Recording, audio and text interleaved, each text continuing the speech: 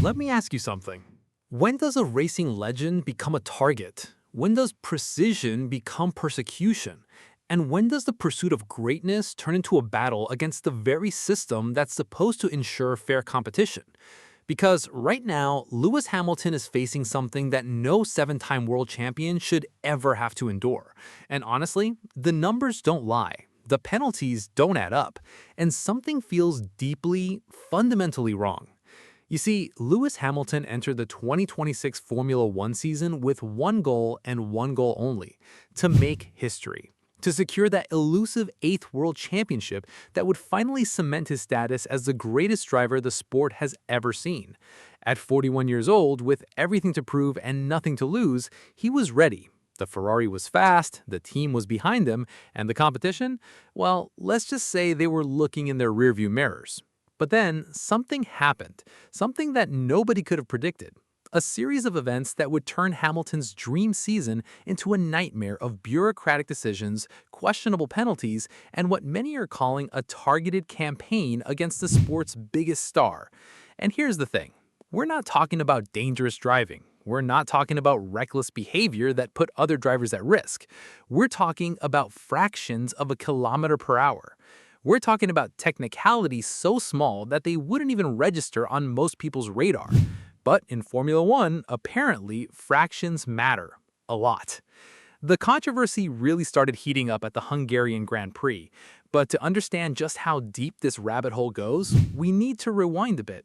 We need to look at the pattern that's emerged, the suspicious timing, the questionable decisions, the growing frustration from a driver who's been in this sport long enough to know when something doesn't feel right.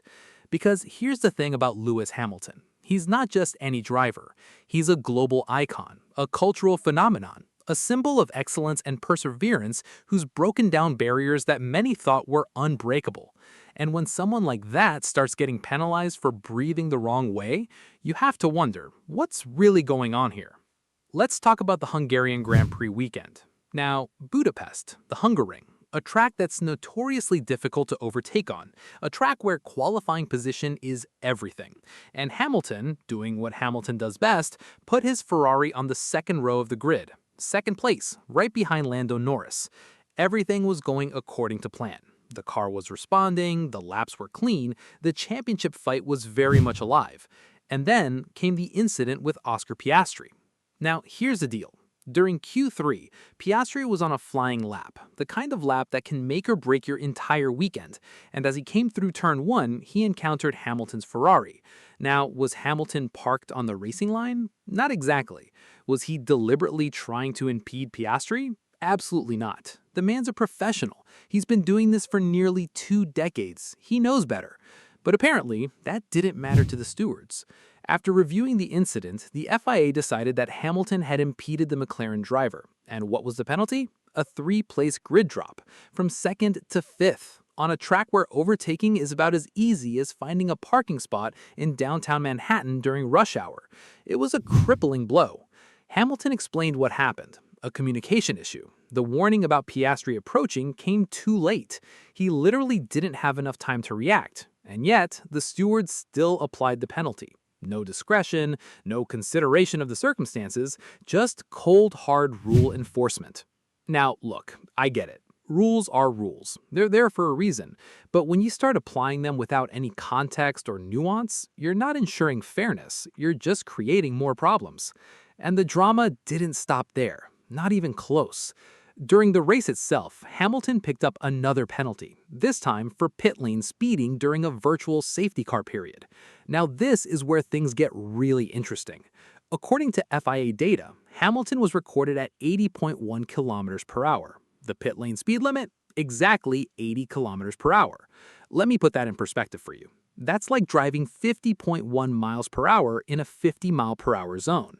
The margin is so tiny, so infinitesimal, that you need a microscope to even see it. And yet, that tiny margin earned Hamilton a 5-second penalty. But here's what really makes you scratch your head. Ferrari's management later revealed that Hamilton's actual telemetry showed an even smaller difference. The speed was barely over the tolerance level. And I mean barely. We're talking about measurements that are within the margin of error for the equipment itself. Now, tell me something. Does that really sound like a driver trying to gain an unfair advantage? Or does it sound like a driver being held to an impossible standard? This wasn't an isolated incident either. Let's take a trip down memory lane to the Monaco Grand Prix earlier in the season. Same offense, same tiny margin, 5-second penalty. The exact same scenario playing out like a bad rerun. And the frustration among Hamilton supporters? It was through the roof. Then came the British Grand Prix at Silverstone, Hamilton's home race, mind you, a race where he's traditionally dominant, a race where the crowd is firmly behind him. And what happens? More penalties for pit lane speeding, more tiny infractions, more points thrown away. At Spa-Francorchamps, the Belgian Grand Prix brought another controversial moment, contact with George Russell on the opening lap. A racing incident, really, the kind of thing that happens dozens of times over the course of a season. But Hamilton got a penalty for that too. And Russell spun, and suddenly Hamilton's reputation as a clean driver was being questioned by people who clearly weren't watching the same race as I was. Now, I want to pause here for a moment and just let all of this sink in. Monaco, Silverstone, Spa, Hungary, 4 race weekends, 4 sets of penalties, and each time we're talking about margins so small, so insignificant that you have to wonder if someone's actively looking for reasons to penalize them. Because here's the thing. If these were clear-cut violations, there'd be no debate. If Hamilton was out there driving dangerously, cutting corners, and putting other drivers at risk, I'd be the first one to say he deserves every penalty he gets. But that's not what's happening here. What's happening is that the FIA is applying rules so strictly, so rigidly, that they've lost sight of what fair competition actually means. After the Hungarian Grand Prix, Hamilton finally spoke out. And let me tell you, the radio message was something else. He suggested in so many words that whenever stewards had an opportunity to penalize him, they were taking it. And honestly, based on what we've seen this season, it's hard to argue with him. Now, I'm not one to jump on conspiracy theories. I'm a reasonable person. I believe in evidence and due process. But when you look at the pattern of penalties against Hamilton compared to other drivers, the numbers don't exactly paint the picture of consistency. The FIA insists that the rules are applied equally across the grid. But are they? Really? Consider the pit lane speeding penalties. The FIA argues that these are automatic by design to prevent favoritism. And in principle, I agree. You can't have a rule that's selectively enforced. That would be unfair to everyone. But the flip side of that argument is that when you apply a rule so rigidly that you penalize someone for a 0.1 km/h difference, you're not promoting fairness. You're promoting absurdity. Because here's the thing about pit lane speed limits. They're not absolutes. They're safety measures designed to keep everyone in the pit lane safe. A driver going 80.1 km/h versus 80.0 km/h isn't creating a danger. That margin is so small that it's essentially irrelevant from a safety perspective. But the rules don't care about context. The rules don't care about intent. The rules just punish. And this is where the debate gets really interesting, because what we're seeing in 2026 is a fundamental tension between two competing values in Formula One. On one hand, you have the need for strict, clear, and consistent rules. You can't have a sport where the rules are applied differently depending on who you are. That's a recipe for chaos and corruption. On the other hand, you have the need for fairness and proportionality. You need stewards who can look at an incident, understand the context, and make a decision that's not just technically correct, but substantively fair. You need discretion. You need judgment. You need humans making decisions, not machines. But right now, it feels like the machines are winning.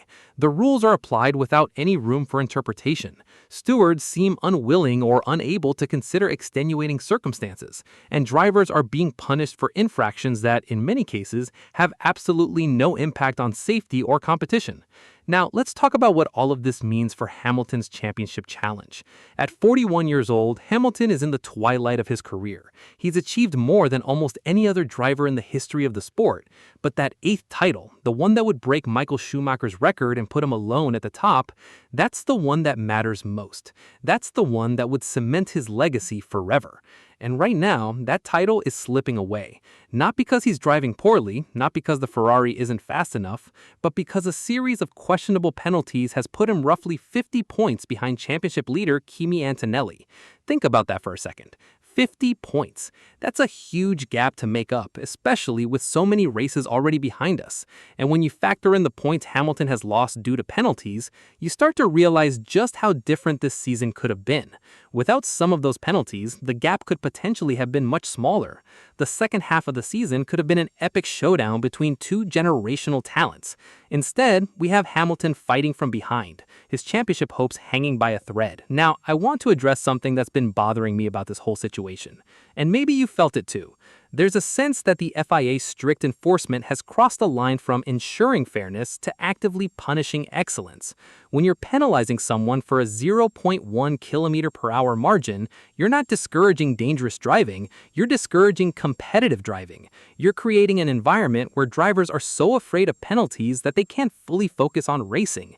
And that's not good for anyone. It's not good for the drivers, it's not good for the teams, and it's certainly not good for the fans who tune in week after week to watch the best drivers in the world compete at the highest level. Because let's be honest, we don't watch Formula One to see who can obey the pit lane speed limit most precisely. We watch to see incredible drivers do incredible things with incredible machines. We watch for the drama, the competition, the split-second decisions that separate the great from the legendary. And when the sport becomes more about rule enforcement than racing, we all lose. Now, I'm not saying the FIA is wrong to enforce rules. Far from it. Rules are what keep the sport safe, fair, and competitive. But there's a difference between enforcement and over-enforcement. There's a difference between maintaining standards and creating standards so rigid that they become absurd. And this is where I think the FIA needs to take a hard look at itself. The tolerance levels for pit lane speeding have become, in my opinion, too strict. When you're penalizing drivers for margins that are within the measurement error of the equipment, you've gone too far. When you're creating situations where the rules are impossible to follow with perfect precision, you've lost the plot. The FIA argues that the tolerance levels are consistent across the entire grid, and that's fine. Consistency is important, but if the tolerance levels are so strict that they're causing more problems than they solve, then maybe it's time to reconsider those levels. And this is where the human element comes in. We need stewards who are willing to exercise discretion. We need stewards who can look at an incident, understand the context, and make a decision that's fair rather than just technically correct. We need stewards who can recognize that not all rule violations are created equal. Because here's the thing. The current system of automatic penalties for pit lane speeding doesn't consider intent. It doesn't consider whether the driver was trying to gain an advantage or whether they simply made a tiny, insignificant mistake. It just punishes. And that's not good enough. Not for the drivers, not for the teams, and not for the fans. As we move into the second half of the 2026 season, all eyes will be on Hamilton. Can he recover from this string of penalties? Can he close the gap to Kimi Antonelli? Can he finally secure that elusive 8th title? Honestly, I don't know. But what I do know is that Hamilton is one of the greatest drivers to ever sit in an F1 car. If anyone can overcome these obstacles, it's him. But that doesn't mean he should have to. The system is supposed to be fair. It's supposed to be consistent. And right now, it feels like neither of those things is true. So what's the solution? What needs to change? First, the FIA needs to reconsider its tolerance levels for pit lane speeding. The current levels are too strict and are causing more problems than they solve. A more reasonable tolerance level would reduce the number of penalties while still maintaining safety. Second, stewards need more discretion in applying penalties. They need to be able to consider the context of an incident and decide whether a penalty is truly warranted. Not every rule violation should result in an automatic penalty. Sometimes a warning is enough. Sometimes understanding the circumstances leads to a different decision. Third, there needs to be more transparency in the decision-making process. Right now, penalties seem to appear out of nowhere, with explanations that often feel insufficient or unconvincing. A more transparent process would help build trust between the drivers, the teams, and the officials. Fourth, and perhaps most importantly, there needs to be a commitment to consistency across the entire grid. If Hamilton is being penalized for a 0.1 km/h margin, then every driver should be held to the same standard. And if that's too strict, then the standard needs to be changed for everyone, not just Hamilton. Because at the end of the day, this isn't really about Lewis Hamilton. It's about the integrity of the sport. It's about ensuring that Formula One remains a fair, competitive, and exciting spectacle for years years to come. And that's something we should all be able to agree on. Now, as we look ahead to the remaining races of the 2026 season, the question is simple. Can Hamilton overcome this adversity and make history? Or will these penalties ultimately cost him the title? Well, if I know Lewis Hamilton, I know he's not going to give up. He's faced adversity before, and he's always come out stronger on the other side. But even the greatest champions need a fair playing field. And right now, that's what's at stake. The system needs to examine itself. The FIA needs to reconsider its approach. The stewards need more discretion. And the fans need to see that the sport they love is being administered fairly. Because if we start losing faith in the integrity of the competition, we risk losing everything. And that's a price none of us should be willing to pay. So here's the bottom line. Lewis Hamilton's 2026 season has been derailed by penalties that, in many cases, seem disproportional to the infractions. The sport needs to address this issue before it damages the credibility of the championship, and Hamilton needs to keep fighting, keep pushing, and keep believing in his dream of that 8th title. Personally, I'd love to see him win it. Not because I have anything against the other drivers, not because I think he deserves special treatment, but because he's earned that legacy. He's worked for it. He's sacrificed for it. And after everything he's been through this season, he's earned the right to fight for it on a level playing field. The remaining races of the 2026 season will be crucial. Every point matters, every decision matters, and every penalty could be the difference between history and heartbreak. For Lewis Hamilton, the journey continues. For the fans, the debate rages on. And for Formula One, the challenge is clear. Make the sport fair. Make the rules consistent. Make the competition about racing, not bureaucracy. That's what we all want. That's what we all deserve. And that's what the sport needs to deliver.